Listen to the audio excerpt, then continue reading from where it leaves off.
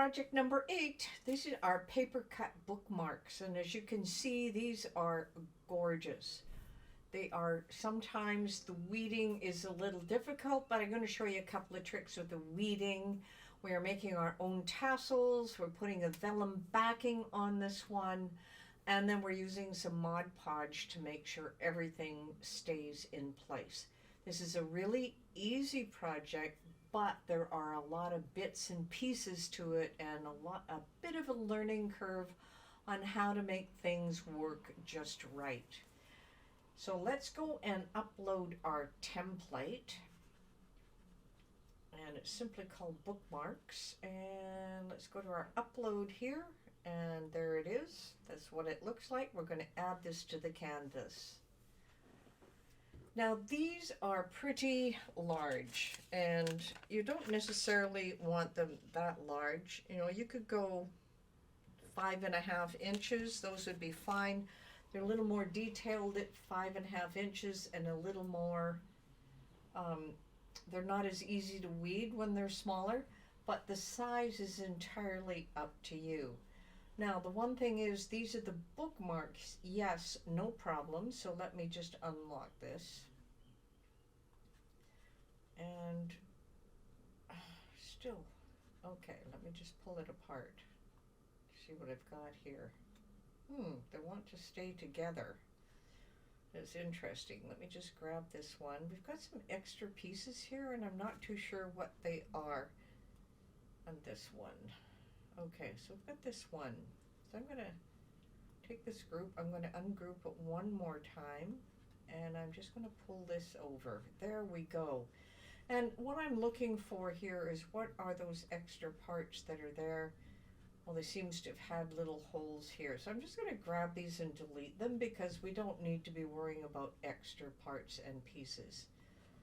Now I'm going to take this one in the middle, because we're not only going to cut our bookmarks, but we're going to cut a backing in vellum. And what's really important here is that we are going to then take these, shrink them to the size that you want, and then we are going to cut them. Now the cutting is going to take a little while, just for the fact that it is pretty detailed.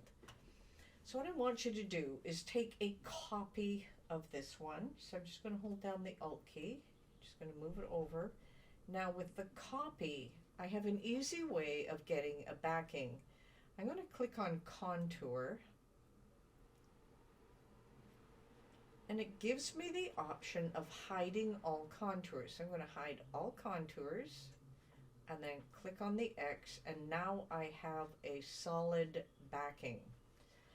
Now this solid backing, we're going to need 3 of these, because we have 3 bookmarks. Now it's up to you if you're going to resize everything.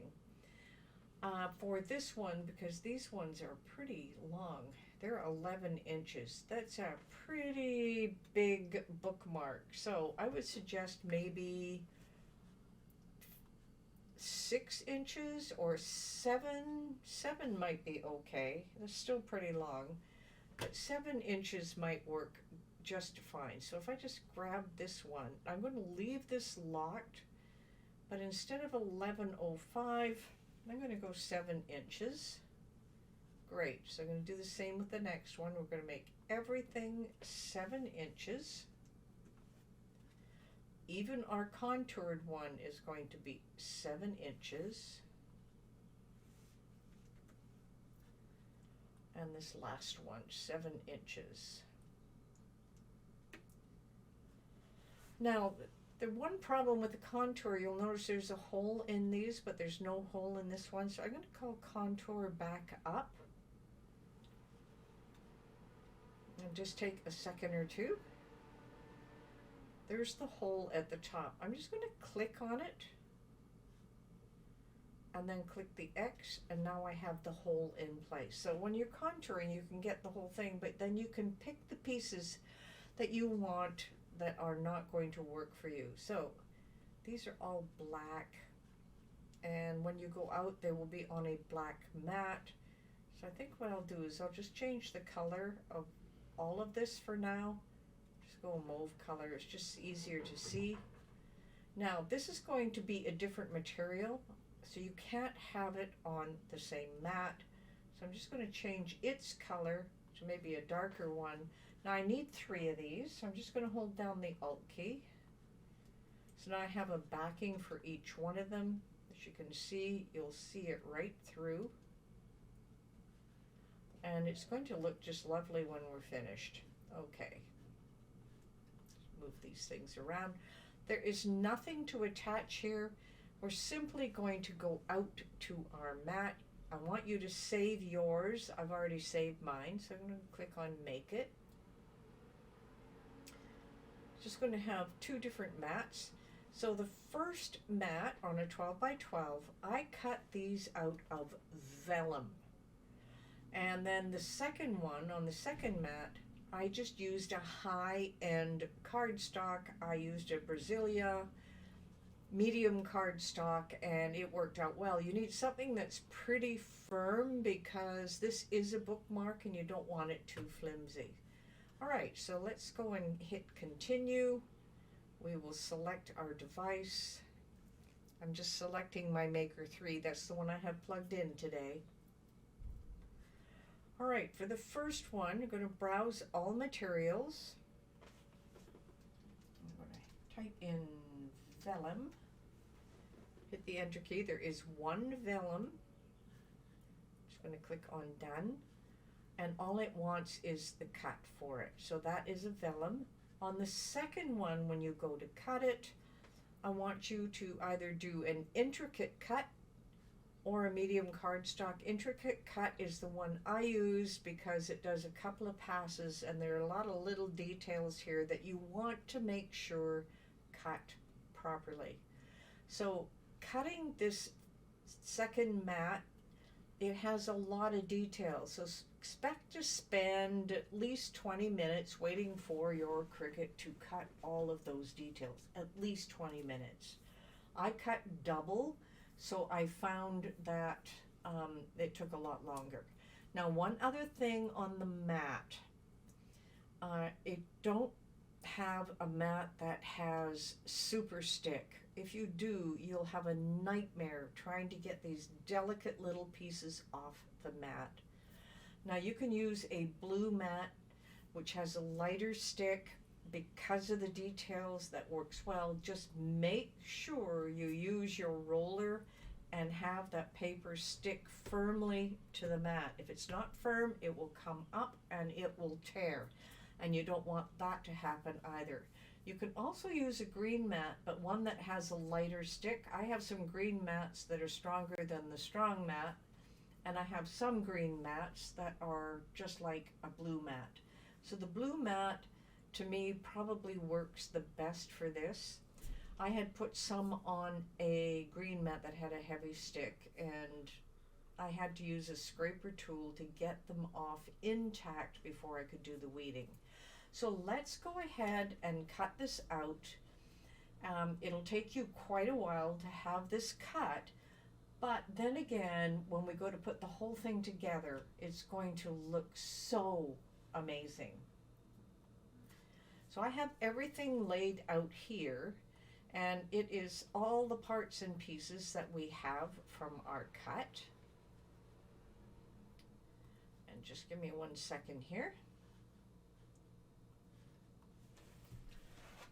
I'm going to use a glue mat today, and I have some scissors, and these are the ones that I had put together ahead of time.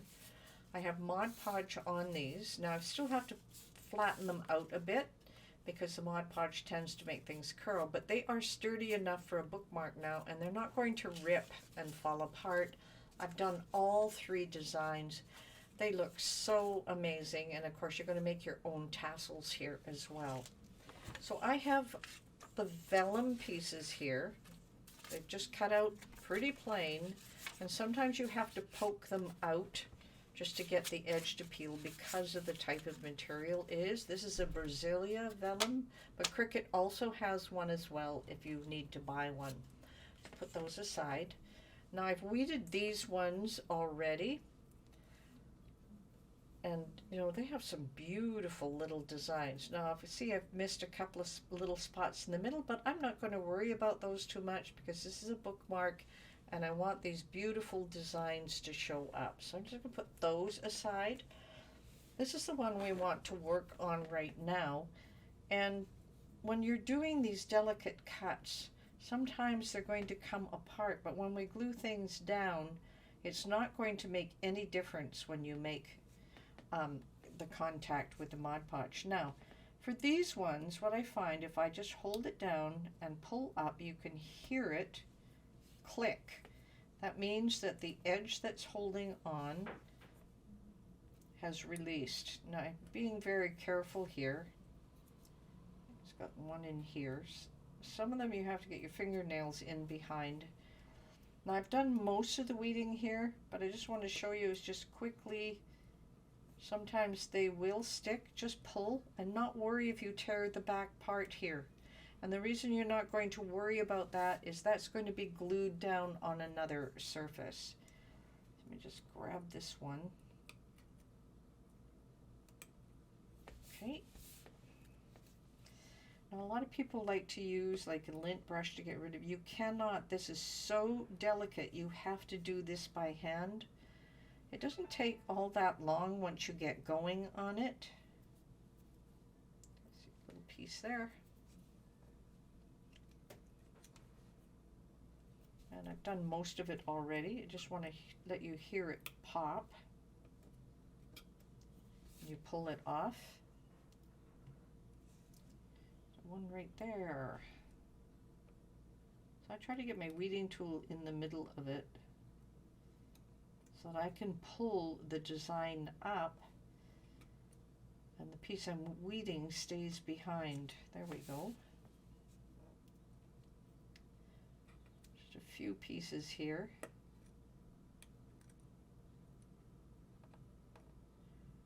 There's one that's being stubborn.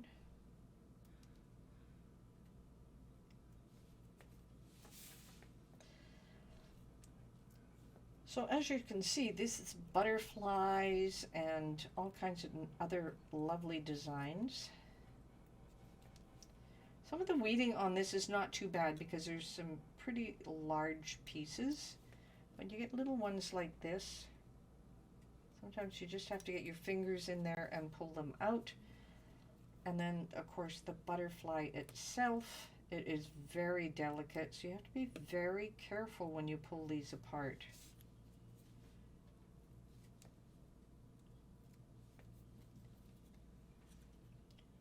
Butterfly has a lot of details here.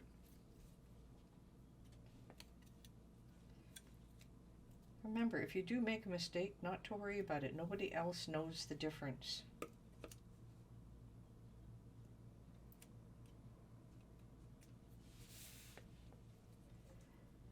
Got lots of little pieces here. I just tend to punch them through. I'm holding this slightly off the mat.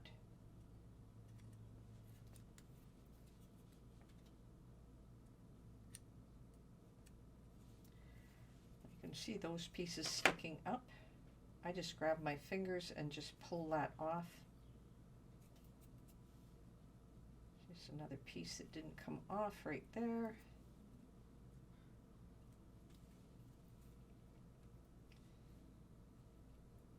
All right, here is a larger piece. I just want to pull on those because I find what happens with a lot of this, even though it is cut through, it sometimes just sticks there.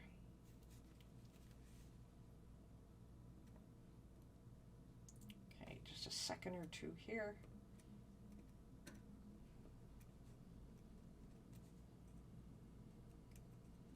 Get my hands in underneath and just pull those off.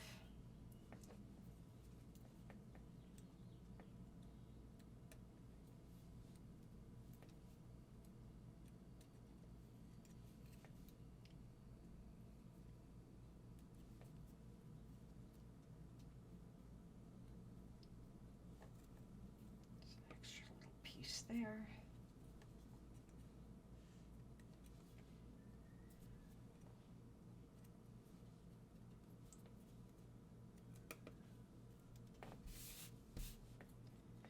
Okay, we're almost done here.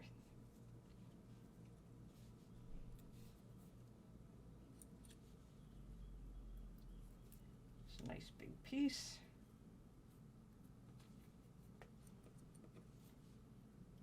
This is such a beautiful design.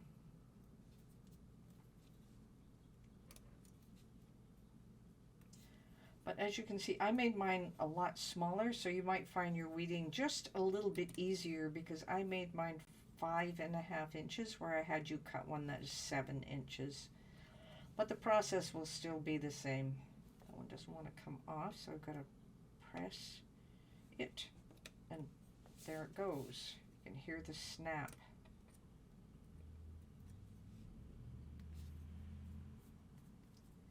Okay, we are done with that. Let me just get rid of the debris out of our way so we can move on to the next step. Now I'm going to put my glue mat down.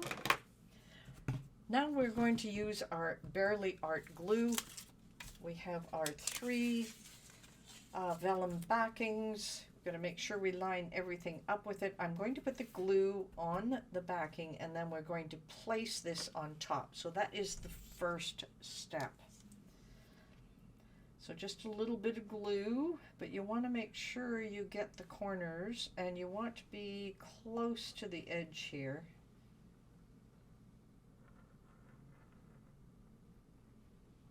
Oops, on the mat. That's why I use the mat. There we go.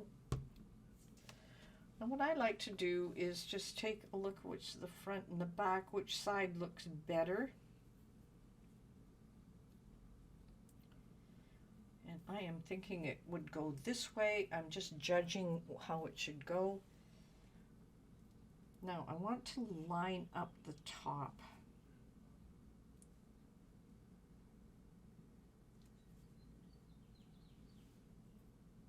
And stretch it and line up the bottom, and then press it into place.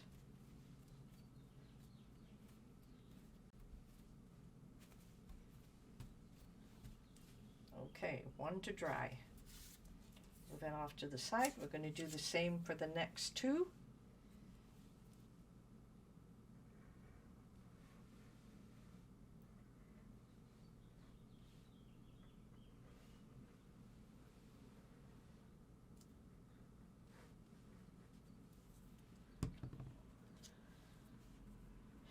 Okay, let's line that up. The top. And I want to line up the bottom. I'm just going to turn this one.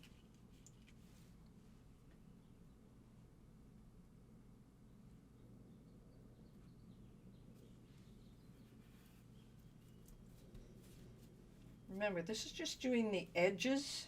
We are not gluing the middle part down. Okay, one last one here.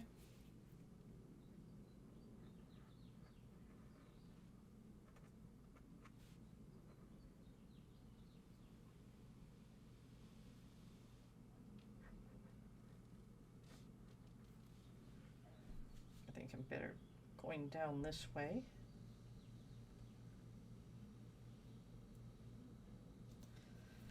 Okay, finished with that bit of glue. I want to make sure I put something in there so it doesn't dry up.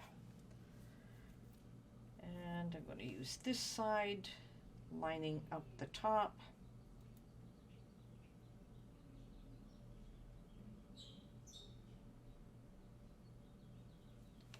Then lining up the bottom.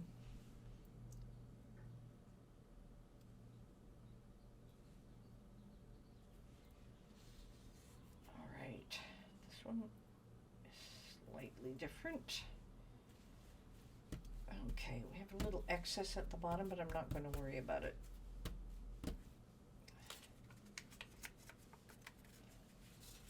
All right, we are finished step 1, which is just getting the pieces glued down. Our next step is now to add some Mod Podge. And the reason we're going to add the Mod Podge is so that it holds everything down, gives it a nice finish. and you don't have to worry about things falling off, and I can rub my hand on it. It's not going to hurt it.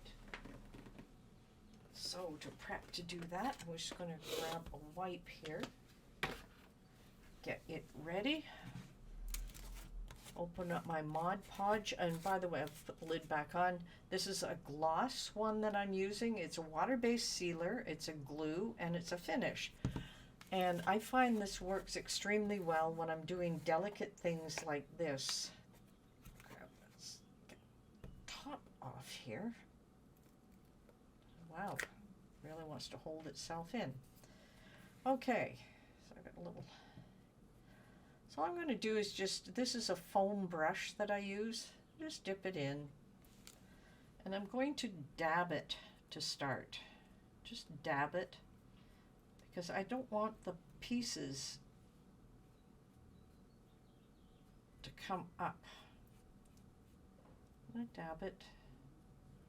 I'll brush it down later, but I'm just going to dab it into place right now. Now it looks pure white, not to worry about it. It will dry clear, as I showed you in the ones we've already done.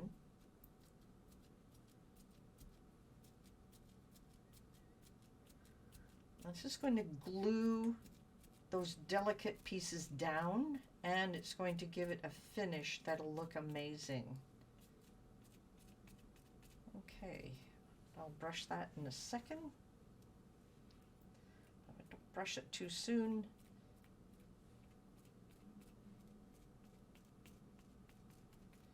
I find dabbing actually works a lot better. So we can set that one aside to dry.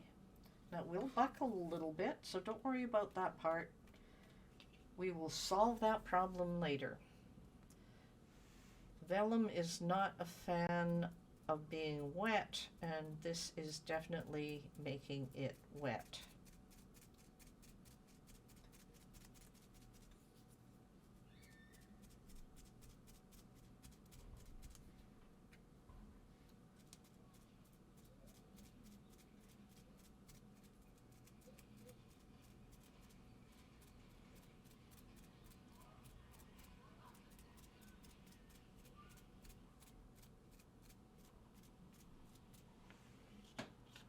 You can see this is curling already.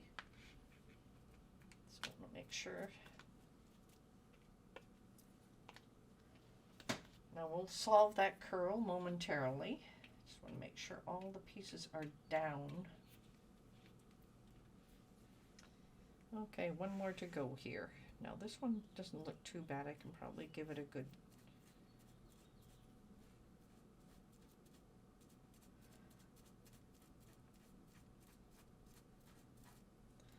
This is why I use a glue mat, because this stuff will come right off when I'm done with it.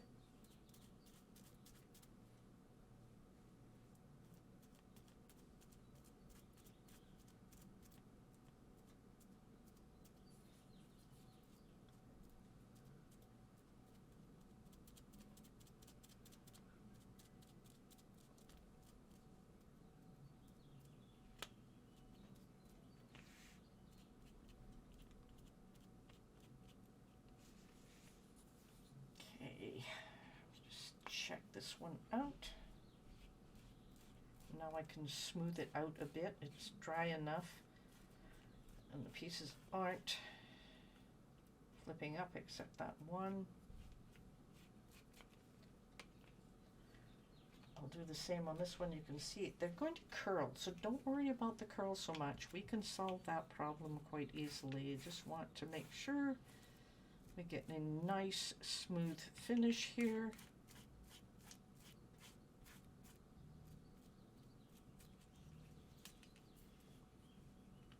This one I think we had no problems.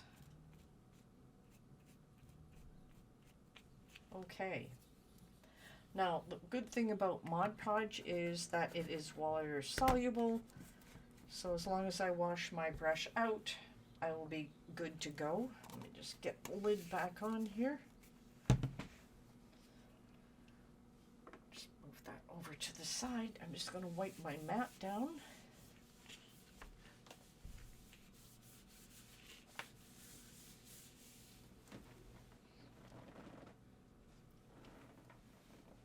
All right. Now I want to make sure these dry flat and it won't stick to this surface. So I'm just going to grab this. Now you can do a couple of things here. You can put, of course, a book on it to make sure it stays flat, and that's what I have been doing. And I'm just going to set these aside. I'm just going to take a couple of packages of my paper and I'm going to just dump it right on top so it flattens out. And while we do that, we're going to start making our tassels while we're waiting for our project to be completed in the bottom. So we're just going to make some tassels. There's a couple of methods, and I find this one tends to be the best, and you'll find that it depends on how big a loop for the tassel that you want. Now I'm just using a regular twine. I got this one at Michael's.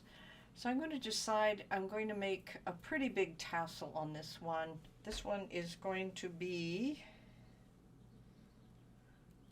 a 4-inch. So if I did 4 inches like this, and I'm just going to keep rolling it around until I have enough tassel in place.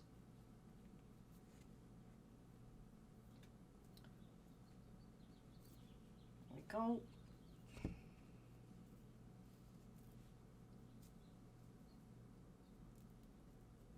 See how many I want.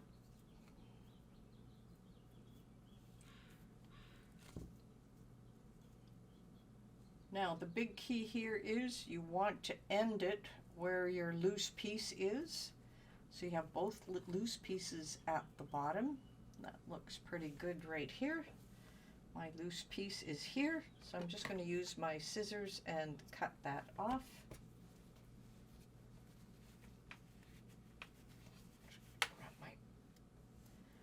All right, little trick here. I'm going to take a pen.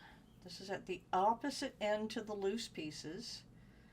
I'm going to take all of these loops that we made, feed them over the edge of the pen. Just make sure I got them all. Because it is the top that we want to keep consistent. The bottom we can trim off anytime we like. So there we go. We've got this top that is pretty consistent, and we're going to tie off the bottom here. Now I'm going to make a nice long piece here, and I'm going to take it in half.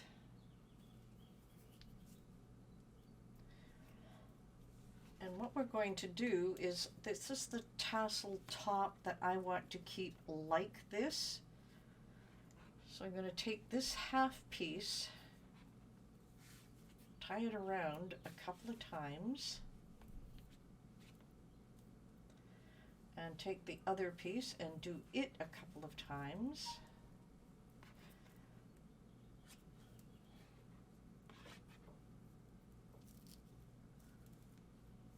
Nice long tassel here. Okay, so now once you've done that a couple of times, what you're going to do is tie it off.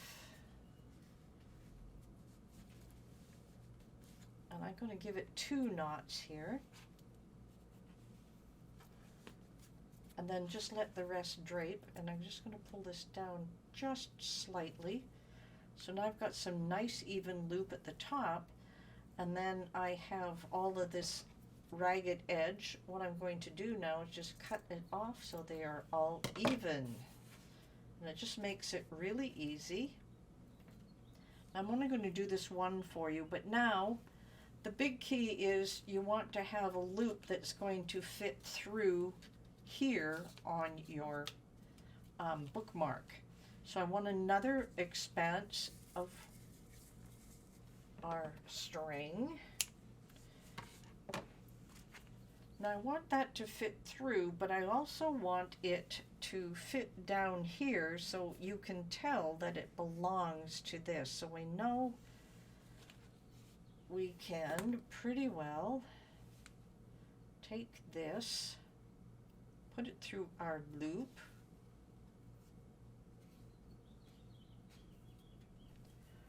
and we're going to be able to tie our tassel on this way. So what I generally do is I just tie it into a single knot like this. It's called a clove hitch. It's pretty solid. Pull this part through to the other end, and then I can trim off these ends if I don't want to see them or I don't want them visible. Just pull it inside here. Those ends. Now I have an end that I can feed through on my bookmark. I'll just take this one apart and then we can add it to it while our other ones are still drying underneath and flattening out. So all you need to do now that you've got your tassel is just put the loop through the hole like this, open it up, pass your tassel through, tighten it, and there you have a gorgeous little tassel. Now you're going to do that for all of your bookmarks, and this is a great little project. Now I'm just going to check on our bookmarks that we had back here. There we go. Move my paper out of the way. As you can see, they're perfectly flat now. They will dry like this. They're still quite damp, but all you had to do is just press them down and they will dry and go straight, and then you can add your tassels to all of those, so you end up with 3 gorgeous bookmarks.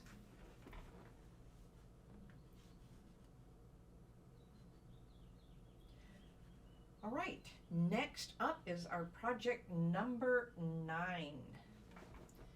So with project number 9, we're going to be doing a sublimation mug. Now, first thing you think of with sublimation, oh, I have to have a sublimation printer and all these inks. Not true. I'm going to show you a really easy trick. And basically, we're using Cricut's infusible ink pens in order to do this. So I will see you at project number 9.